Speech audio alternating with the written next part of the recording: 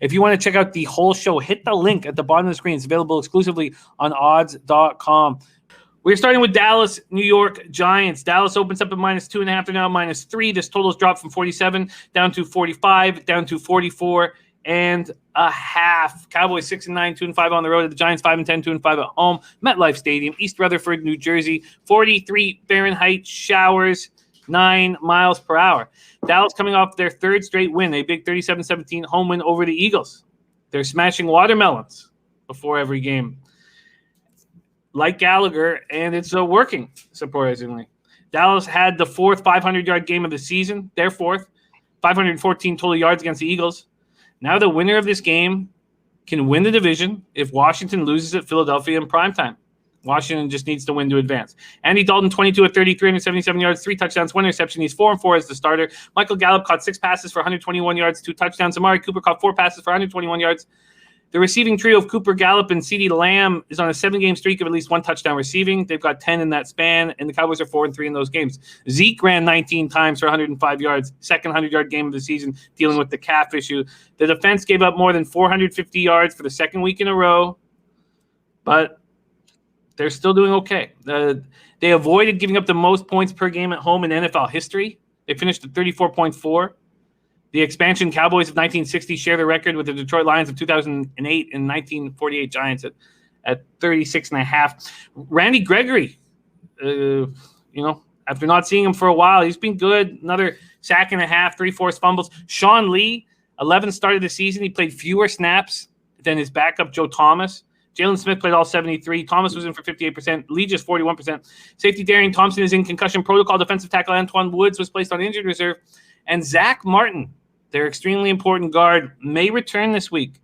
As says Rob Phillips, he says, we'll see how he does this week. Obviously, make a decision that's in his best interest and our best interest here as we see how he works for the week.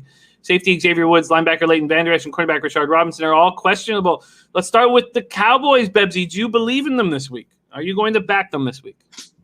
I'm probably not going to back them, but I think it's a smart play. I think they'll come out playing because they still have a chance to win this division, which is insane. Then again, so do the Giants. It is a wild, wild ride in the NFC least.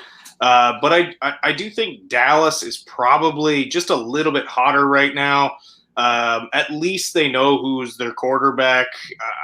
If I'm the Giants right now, I don't know who my quarterback is. I don't know who my quarterback is next year. I don't know who my quarterback is to end this season because Daniel Jones has not been good since he's been back.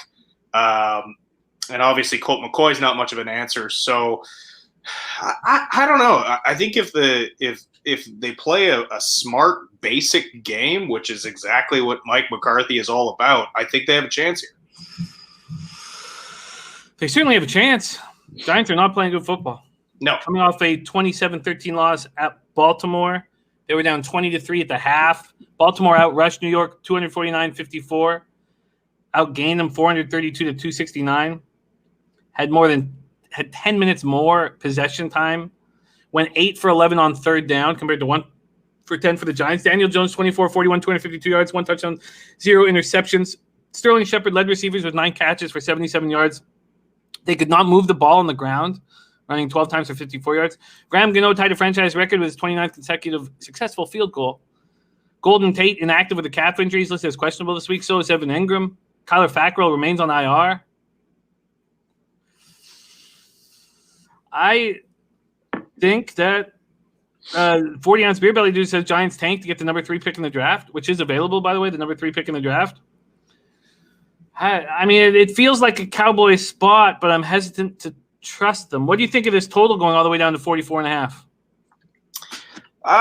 Yeah, I mean, I can't expect either team to put up a ton of points, so I get why it would be low, but these Cowboys are allowing 400-plus yards every time out. You don't think the Giants can move the ball against them? I don't know who the Giants can move the ball against, period, right now. Yeah, here's a get-right spot for your offense, I suppose, facing a terrible Dallas defense. But I don't know. Daniel Jones is just likely to put up points on his own team right now. So If the Giants, if Dallas's D was a little bit better, I'd like the over just because I'd assume they're going to get some takeaways. But I don't know. This is I think I would probably lean over with it being this low, but I don't have a strong feeling about it. Do you? I had a horror show 3 years ago on week 17, and I actually ended up going 8-0 in wildcard week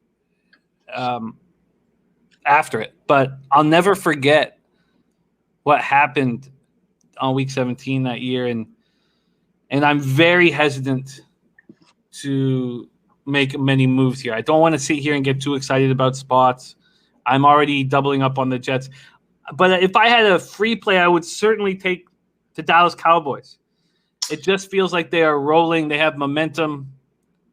I mean, they're 3 wins straight, but 3 wins against bad/injured teams. So, but big wins. I mean, they're not just barely winning these games. That was a nice, comfortable win over the Eagles. A nice, comfortable win over the Niners. And the Eagles came out and looked great. Like, for the first quarter, I looked like a genius being bullish on the Eagles. And then the Eagles did what the Eagles do. Yeah. All right. Well, I think the Cowboys are the play. I mean, at 2.5, I don't know. I certainly like the coaching better on the other side of the ball. You got a good point, Slats. The Giants are a bad injured team, so why not? Like, I do think it's the Cowboys are going to win this game. I really do. I just think, like you said, Jimmy, they're playing better right now.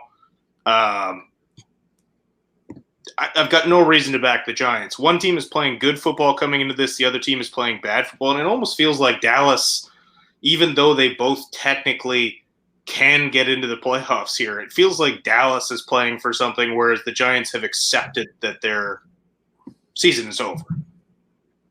Even though, technically speaking, it isn't. Yeah, a banged-up Giant squad, struggling. Cowboys moving the ball, believing in themselves. Just feels like a Cowboy spot. I'm sure they're going to be extremely public bet this week. I could check that out. Prince of the City says, shouldn't the Eagles have moved the ball more? Yeah, I guess the Cowboys are the spot here. I just know it's going to be so public. Let me just get an idea of what this is. I enjoy so much fading the Cowboys, and I hesitate to want to have anything to do with them. But let's check out where the money is right now. Here we go. The Cowboys only have 56% of the cash and 81% of the tickets. So some big bets have been made on the Giants. Well, I'll just leave that as a lean. We can circle back at the end of the show. All right. Prince of the Sea said Bucks are giving the Heat a revenge smackdown. Yeah, I'm on the first half full game.